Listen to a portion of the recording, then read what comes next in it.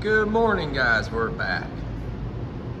Sometimes it's nice just to have a nice clean shop. Take your time, put everything away. We have got some things done, and here's what we got done. Yes, the cab is back on. A lot of the stuff is done. Making some good headway. Let's talk about what we got done. So, lots of wiring's done. Lots of things are completed. We'll start at the back.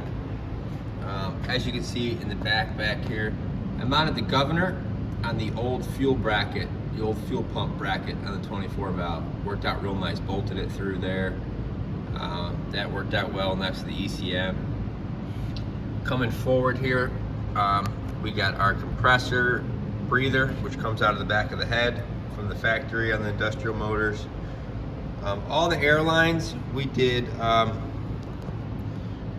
with JIC fittings and hydraulic hose. The main airlines going to the tank and to the dryer. That's what we had available. It was super easy. We had all the fittings in stock. Got that done. Power steering lines done. AC bracket to run the factory GM AC, so the factory GM AC lines work.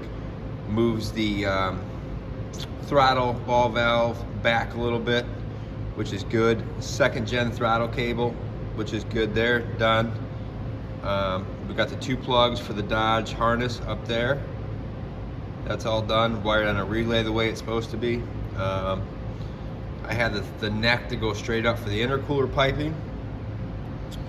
Got some grounds ran. Got our cross member all bolted in up front.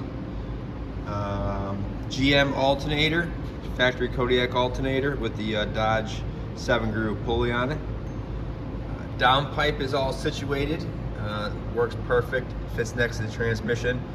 I did have to trim that ear off that mount right there. I still got to paint that.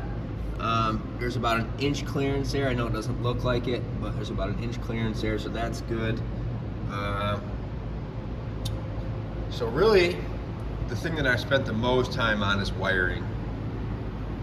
Guys, I took out about 18 pounds of wire, depinned the ECM plugs that all the wires I didn't need, got it down to that. I still got to put some loom on some things. Right now it's all just electrical taped, but I got all that stuff out, and that's all we're down to. Factory AC harness is still intact for that. The rest of the wiring for the ECM for the Cummins goes across real nice. The only thing I have left to do on the wiring is depin the factory Cummins plug, which I'm gonna do as soon as I get my CTS hooked up to my CAN bus wires to make sure that the gauges read. So that's the last thing I have to do there. So that's nice. Starts off the key, runs perfect, moves, drives, does everything it's supposed to do. So that portion's coming along really well. So today we're gonna do core support and radiator hoses. I got the shifter stick. I know it looks a little low right now, but I promise you with the seat in there, that's right where you want it to be. Airlines are ran. I got some fittings over there, the new shift knobs. So that stuff's all done. Fits nice. As you can see, the dash cluster's out. And I want to talk about why the cluster's out, what I'm doing with that. So I know, guys, I can make every factory gauge on that cluster work. I know it. But I'm not a big fan of them clusters. They suck. Lights go out, all that stuff. So I'm going to just do my own. I spent many hours so far cutting and cleaning and sanding and making this thing right. This is still just a rough sketch. I still gotta mount that plate. I actually screwed it and got all that stuff done. Got 2 screws down there, 2 screws at the top you don't see. Now the nice thing about this is a little bit of broken plastic up here. You don't see any of that because the trim piece that goes over it covers all that stuff. So that's really nice, actually. I'm gonna flat sand back there a little bit more so that plastic meets the aluminum just a little bit better, but it's you know, once that thing's in there and you're looking at it like that, it's all gonna get painted real nice, flat black. And then the Edge CTS is a 5.5-inch screen. It's gonna go right here. It's gonna get a Holley EFI fuel gauge, and then some sort of Holley EFI gauge here. I'm hoping an air pressure gauge. Then it's gonna get a little green indicator for turn signal, little green indicator for turn signal, and that's gonna be it. I don't wanna stare at lights. I don't wanna stare at reduced power, this, that, and the other. And I know I can go into the ECM and turn all that stuff off. I've done it before, but you're talking probably another 40 hours of wiring and live EFI tuning and cutting off just to run that factory cluster. To be honest with you guys, sucks anyways. The dummy gauges, they don't work the best. They don't get accurate readings. And this is a straight hauler.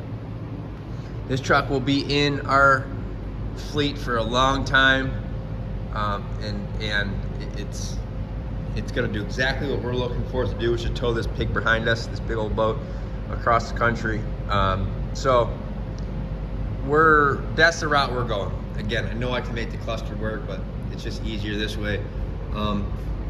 Coming into the truck, this plug back here, I can get my turn signal feeds, key power, everything I need off that plug. So I'm going to, what I'm gonna do is, I pulled the pins out of the ECM. I'm actually gonna use those to stick in that plug. I've already tried it. Once I pin them out, stick them in that plug and use those for feeds. That way I don't have to cut that, you know, plug up. So it's getting there, it really is. I've already drove it down the driveway, turned it around, flipped it back to back in. It's coming along. I got my cover for this. It goes on real nice. I got the air horn there. The factory air cleaner that goes up here fits perfect. That's a nice touch. And then you just pull the throttle body or the MAPS valve off of it. And then it just gets a nice rubber 45 boot down there, 90 boot. It comes up, hooks to the air cleaner. So that's gonna work good. And then intercooler piping.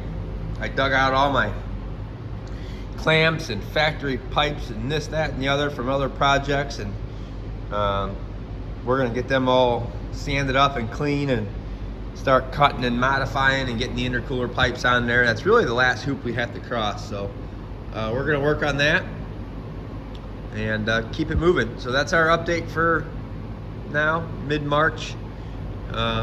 We are going to continue on. I'm hoping by mid-April it's done. I think today is like March 14th. So we're moving along pretty good. After I de-pinned everything, I have no tranny plugs there. I got the neutral safety hooked to the clutch pedal, that works good. This is the fuse right here for the relay for the Cummins harness.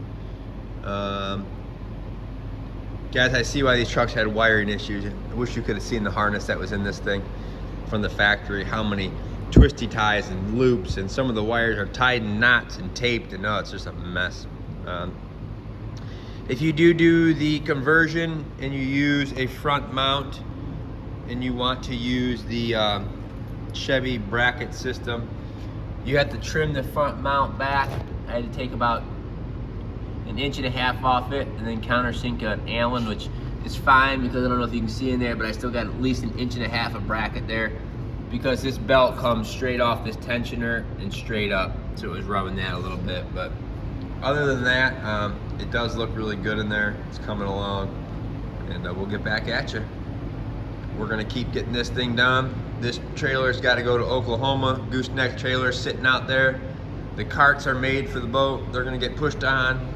Boat will get slid over, trailer come underneath, and the first long haul for the truck will be to Oklahoma. So, all right.